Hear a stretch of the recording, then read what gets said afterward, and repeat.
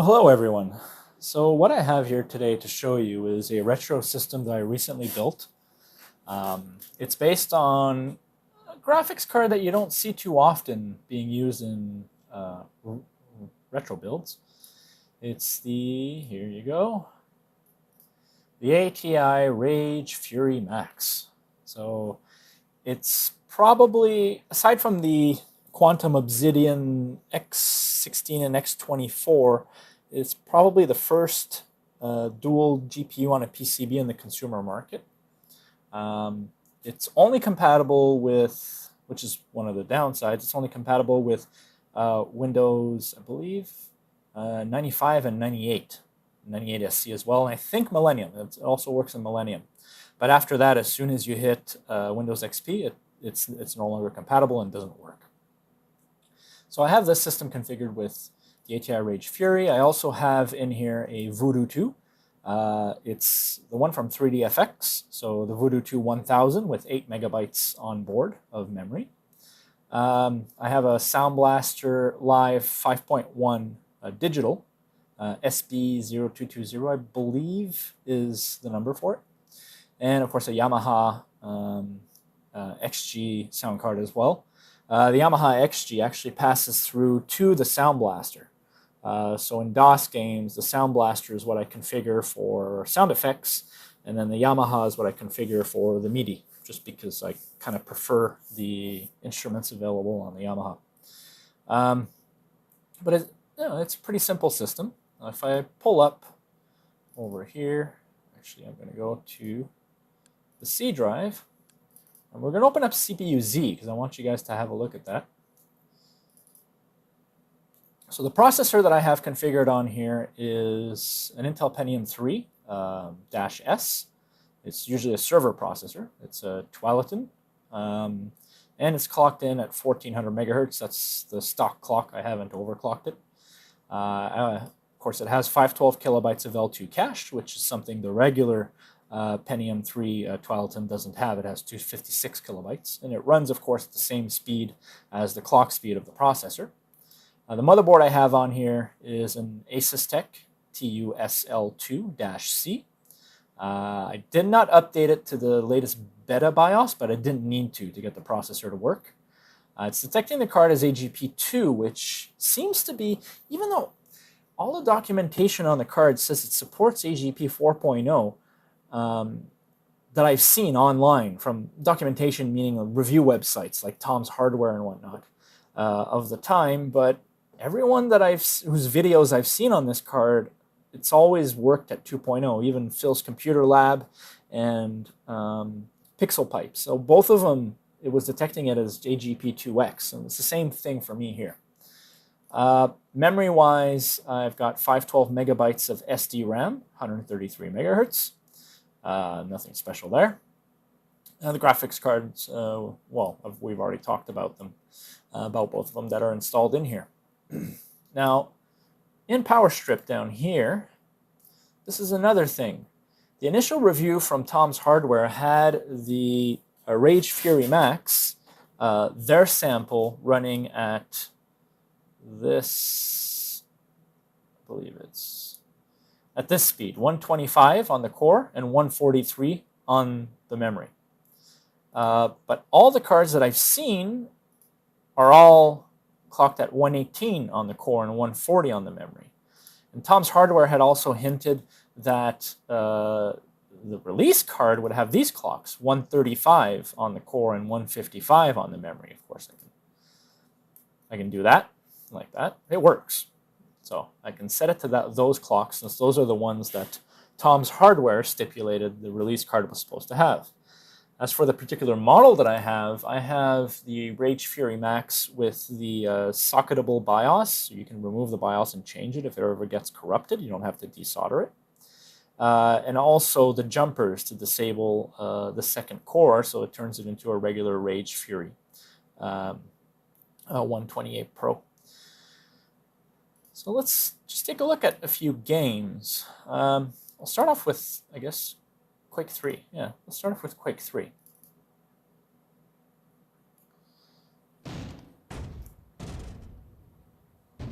So let's go Down here, set to 1024 by 768. Let's apply. Should work. And let's load a game.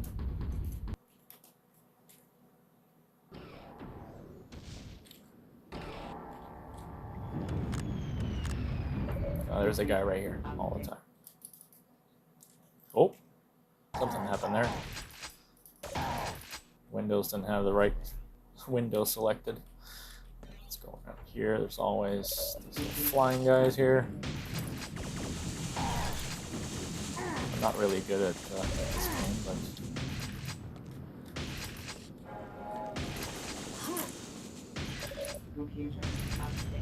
alright, so he's dead. See, it runs pretty smoothly.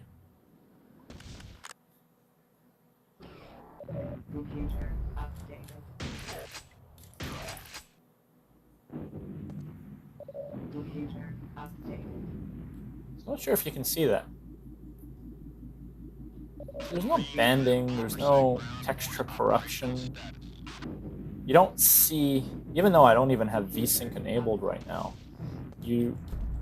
I have also the OpenGL set to, not to performance, but to quality. The only thing I've done more is I've sharpened the image than the defaults. I should probably show you that afterwards, just so you get an idea. And there's only one title so far that hasn't run on this card from that time frame, and that's Quake 3. For some reason, it's not a good experience when you try to run it. It's the one game that does not want to work. I should probably check down here. One down here.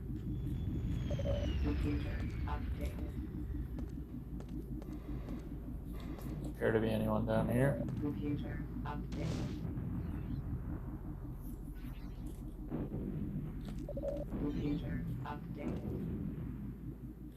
It's dead body, but computer updated. Computer updated. Odd. I'm sure there'd be someone there. Oh, it's because I'm only playing on, I think I'm playing on the normal mode. So it's pretty easy, like an easy mode. That's probably why. There's usually a bunch of guys down there.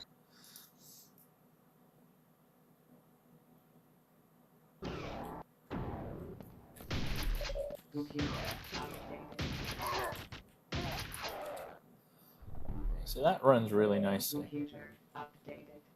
I'm hoping the capture card will actually capture it. There you go, let's blow him up. So it really does look nice.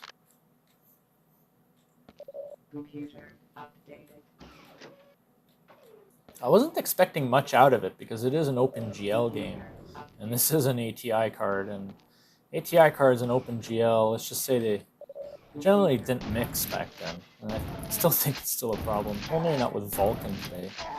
It was a problem for a long time. Only NVIDIA really got OpenGL done right.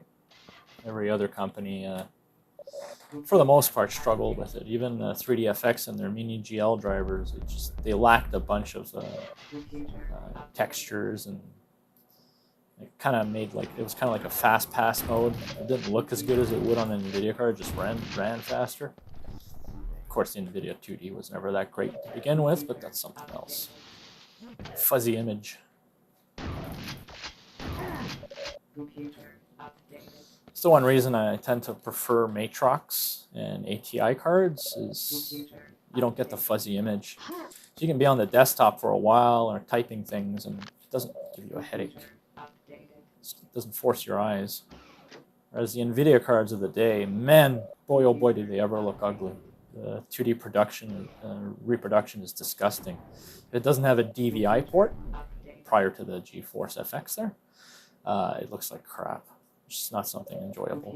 At least I don't find it enjoyable. Oh yeah, I forgot something here, didn't I? Oh, What was that? Computer updated. What am I missing? Computer updated. Until I don't play this game often. Computer updated. Oh, that's Computer die. updated.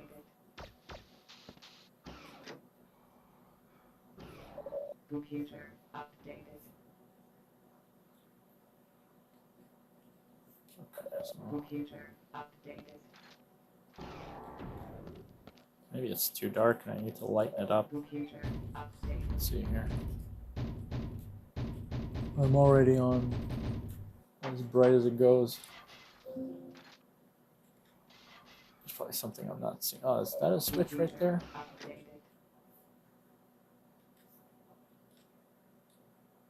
Computer updated. Computer updated.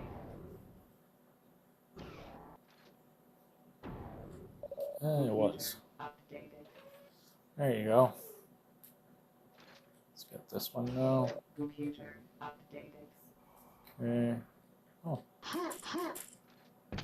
I missed. Computer updated. Computer updated. Computer updated. All right. Computer. Oh. Computer updated.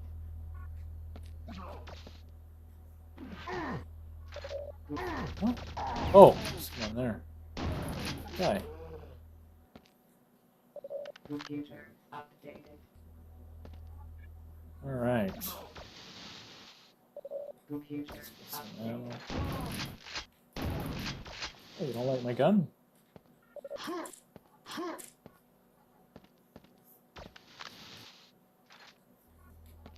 Computer updated.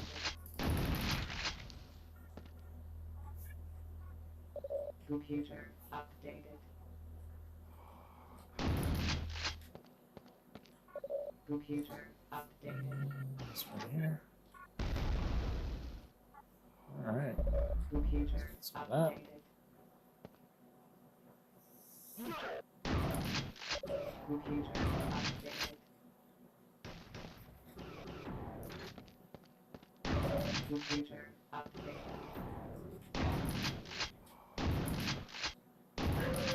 Computer updated. It is fun blowing these guys up, though. This door's open elsewhere.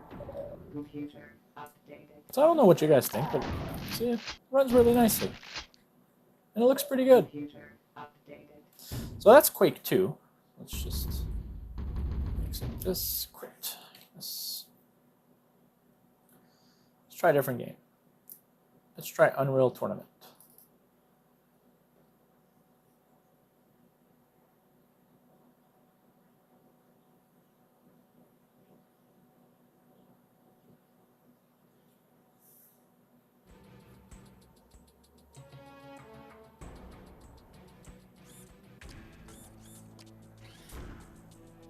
Let's get the brightness up, just in case we have the same issue. Resume save tournament.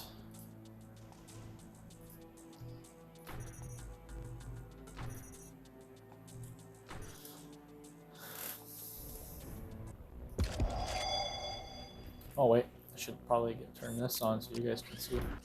Let's see what the settings are. 1024, 768, 32-bit, high. Mouse GUI speed is pretty low. I'm gonna actually reduce this down to, let's say, 7, like this. Just, all right, let's keep going. All right, so, look. Whoa. Yeah, mouse sensitivity is too high still. Die. So, reduce that. Let's do that right now.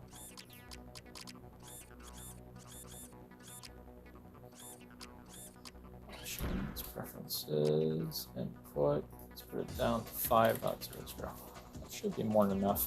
It's because I switched mice. So I had an Intelli Mouse Pro. I like the Microsoft one. Intelli Mouse. Yeah. And now I've switched to MX 510, so I'm still not used to how sensitive it is. So there's no way I'm going to beat that guy, especially not with the health I have currently. I'm pretty much toast. Oh, I'm dead. But as you can see, the frames per second are actually pretty good. The average is in the 80s. It does go down when there's a lot of explosions and a lot going on the screen to the high 60s. Oh. But performance is really good. Can't complain. Like, you got no issues playing this in 32-bit. Probably one of the few cards who could actually do it back then, when these cards were all released in 1999. Probably couldn't do this with maybe with a GeForce SDR, maybe. 32-bit would probably have been for the SDR would have been too much. You would have needed the DDR to be able to get this sort of performance. I know the Voodoo 3 3500 was stuck at 16-bit, so you couldn't get these visuals plus this performance. Unless you had this card, and this card was quite rare, and it had a lot of issues, at least that's what the reviews say. It had compatibility issues with VIA chipsets, but what doesn't? I'm not sure if you guys know, but VIA chipsets are absolute horseshit and have always been absolute horseshit. Pardon my French. It's the worst chipset. SIS made better chipsets. You know, it's cool being fast and all, but you also have to be stable.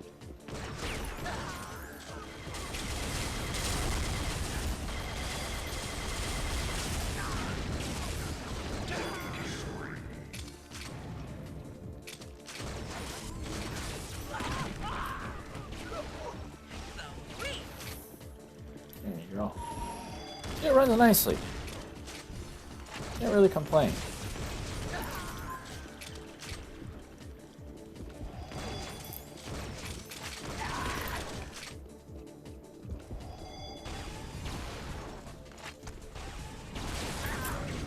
Woo!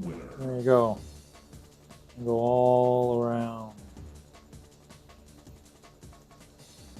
So that's Unreal Tournament. Runs very nicely, no issues. You know, can't say anything bad about it. It just runs. So there you go. That's that game.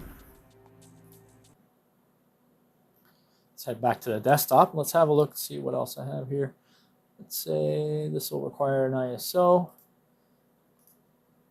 Oh, that might actually shoot it up to the Voodoo 2, so let's test that out. Is it connected? No, I don't have it connected, so that's not going to work. Oh yeah, I can show you the Quake 3 issue.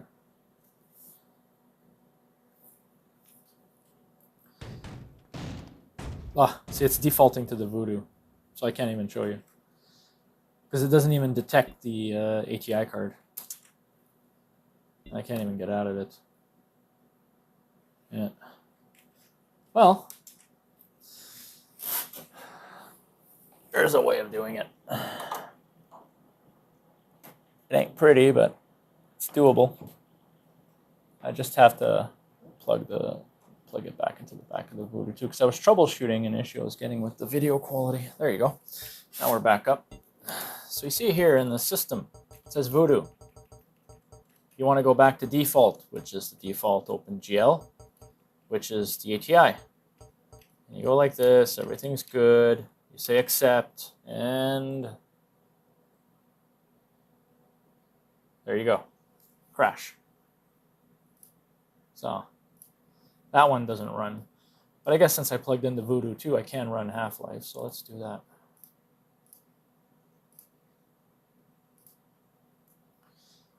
Actually, before we do that, oh no, let's just run Half-Life.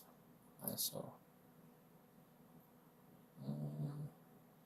Did I even need the ISO for that one?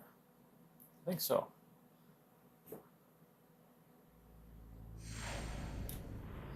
Pretty sure I do.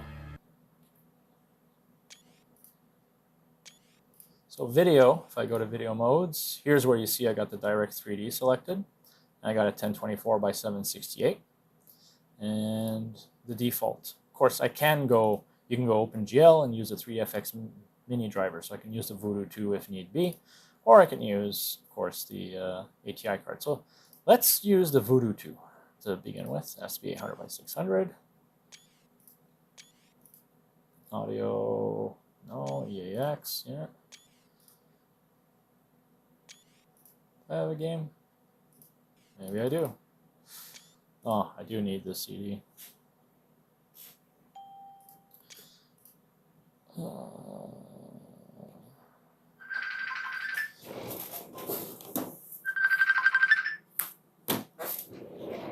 Okay. Let's see here. Let's quit. All right. Let's give it a shot here. Where did I put that ISO? It's not here. No.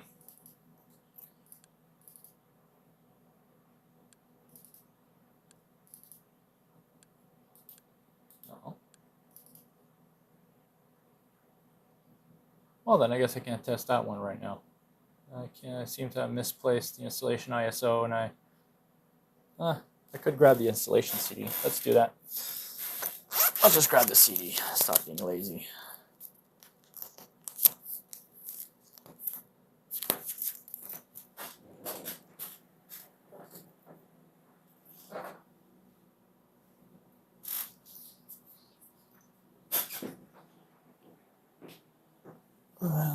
It's one of those things where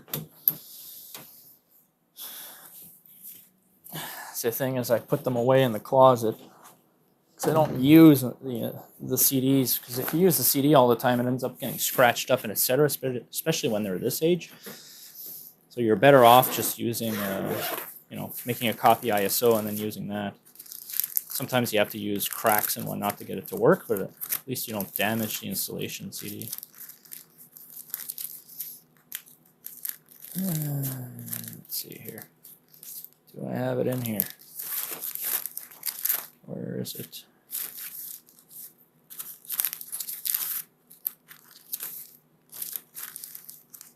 Oh, I seem to have misplaced it.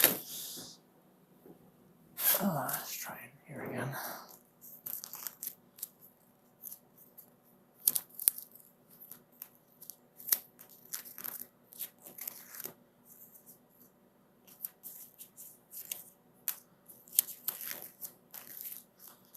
There's Forsaken, Half-Life, here it is. Let's pop that in there.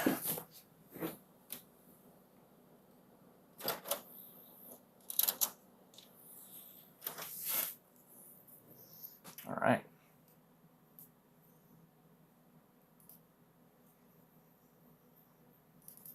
Let's launch it.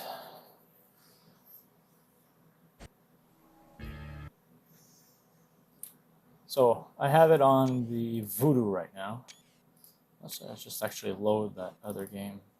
There's a lot going on the screen here.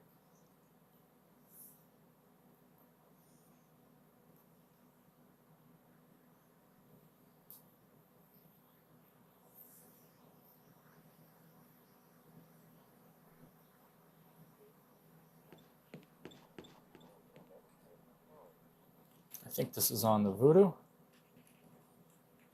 Let's have a look, make sure. Yeah, so we're on the 3DFX mini driver right now. So we are using the Voodoo.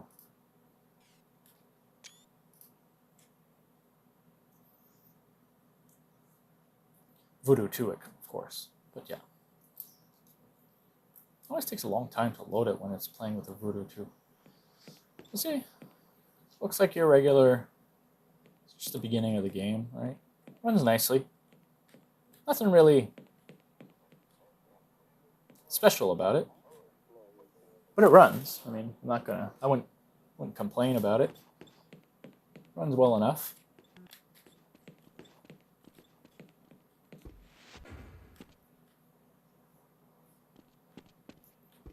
you go. These guys are talking. Blah, blah, blah. Is anyone else getting hungry? Now let's switch to the... You've seen what this looks like. Now let's switch it.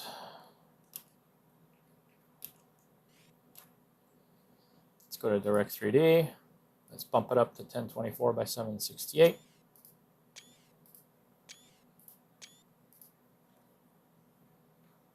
Now let's see what it looks like.